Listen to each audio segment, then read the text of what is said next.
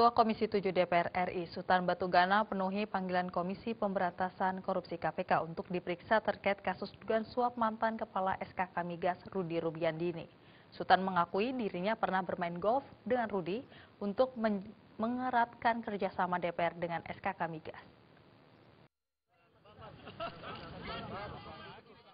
Kasus suap yang menyeret mantan Kepala Satuan Kerja Khusus SKK Migas Rudi Rubiandini terus bergulir. Kali ini giliran Ketua Komisi 7 DPR RI, Sultan Batugana, diperiksa selaku saksi untuk Rudi. Ditemui saat akan diperiksa oleh penyidik KPK, Sultan pun mengakui dirinya pernah bermain golf dengan Rudi di hari ulang tahun Pertamina. Sultan menilai olahraga mewah ini biasa dilakukan DPR selaku mitra kerja SKK Migas.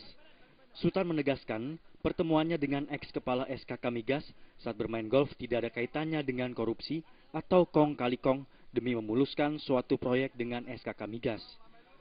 Menurut Sultan, pertemuan itu tak lebih hanya demi mempererat tali silaturahmi saja.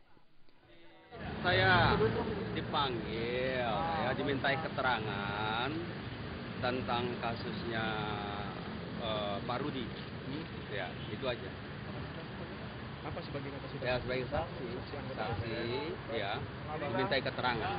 Ya, itu aja. Soal yang dalam BAP Pak. Oh, itu nggak tahu, kita nggak tahu. Belum tahu. Nggak tahu kita. Tapi benar nggak Bang? Abang pernah minta? Nggak ada. Minimal pertemuan dengan Pak Rudi. Pertemuan dengan Pak Rudi. Nanti lah.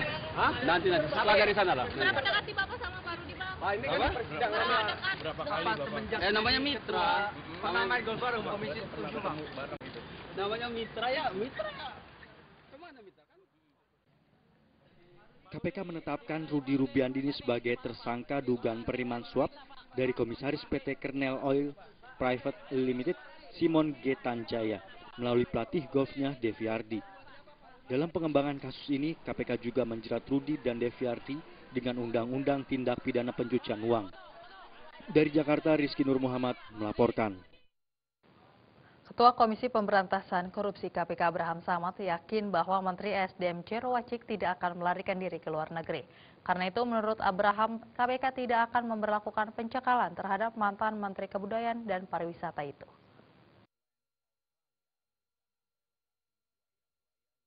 Menteri SDM Jero Wacik menjadi salah satu orang yang masuk dalam daftar pemeriksaan KPK terkait kasus dugaan suap mantan Kepala SKK Migas Rudi Rubiandini. Rabu kemarin Jero Wacik seharusnya menjalani pemeriksaan di KPK. Namun karena ada kegiatan di luar kota, Jero pun terpaksa membatalkan pemeriksaan tersebut. Ketua KPK Abraham Samad yakin bahwa mantan Menteri Kebudayaan dan Pariwisata itu tidak akan melarikan diri. Keyakinan Abraham ini dilihat dari Jero Wacik yang tugasnya sebagai menteri lebih banyak di dalam negeri. Karena itu KPK dipastikan tidak akan memberlakukan pencekalan terhadap Sekretaris Majelis Tinggi Partai Demokrat itu. Jero Wacik nggak perlu dicekal karena dia kan menteri, nggak mungkin kemana-mana. Kalau supir itu bisa saja melarikan kemana-mana karena dia nggak punya beban. Kalau udah jadi tersangka gimana, Mak? Kenapa? Kalau udah jadi tersangka. Kita nggak usah dulu berandai-andai, ya. Kita tidak usah dulu berandai-andai. Yang jelas menurut saya, menurut hemat kami di KPK, kita ingin membongkar kasus SKK Migas secara utuh, itu loh. Jadi kita masih terus melakukan pendalaman agar kita ingin ketahui siapa lagi orang-orang yang terlibat selain orang-orang yang sudah ditetapkan sebagai tersangka sebenarnya intinya. Berbeda seperti yang dialami Ajudan Jero Wacik, Gusti Putu Ade Pranjaya, Putu Ade terpaksa harus menunda kepergiannya ke luar negeri setelah KPK melakukan pencekalan terhadap Putu Ade.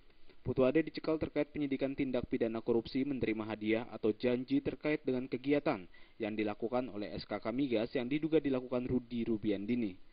Selain Ajudan Jero Wacik, KPK juga melakukan pencekalan terhadap 3 orang yakni Eka Putra yang bekerja sebagai konsultan, Presidium Masyarakat Pertambangan Indonesia Herman Afifi Kusumo, dan Direktur Utama PT Raja Wali Fiber Cakrawala Deni Karmaina. Dari Jakarta, Rizky Nur Muhammad melaporkan.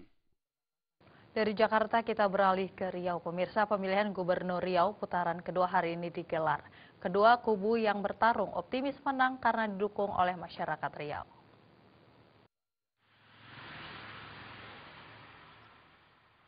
Pemilu kada Gubernur Riau putaran kedua diikuti 2 pasang calon gubernur dan wakil gubernur Riau. Mereka adalah pasangan nomor urut 1 Herman Abdullah Agus Midayat dan pasangan nomor urut 2 Anas Ma'amun Arsyad Juliandi Rahman. Untuk putaran kedua ini, calon gubernur Herman Abdullah mencoblos di TPS 11 Kelurahan Sukamaju, Kecamatan Sail, Pekanbaru, dan didampingi istrinya, kerabat, dan tim suksesnya.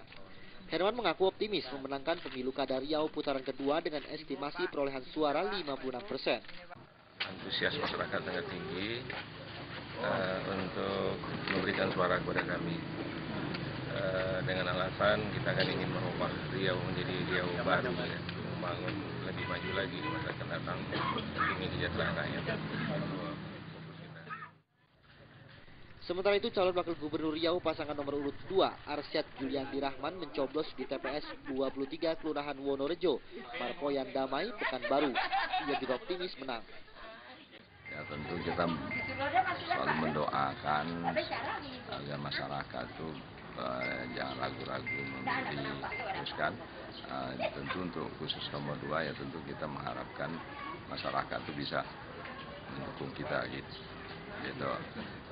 Sebagai petugas dia diharapkan melaksanakan tugasnya dengan sebaik-baiknya. Sejauh ini belum ada data resmi terkait hasil pemilu kada di 11.669 TPS yang tersebar di 12 kabupaten dan kota di Riau ini. Namun hasil penghitungan cepat dari Indobarometer, Anas Ma'amun Arsyad Juliandi Rahman unggul 59,94%. Sedangkan pasangan Herman Abdullah Agus Widayat 40,06% dari 4.459 pemilih. Dari Pekanbaru Riau, Syafrial melaporkan.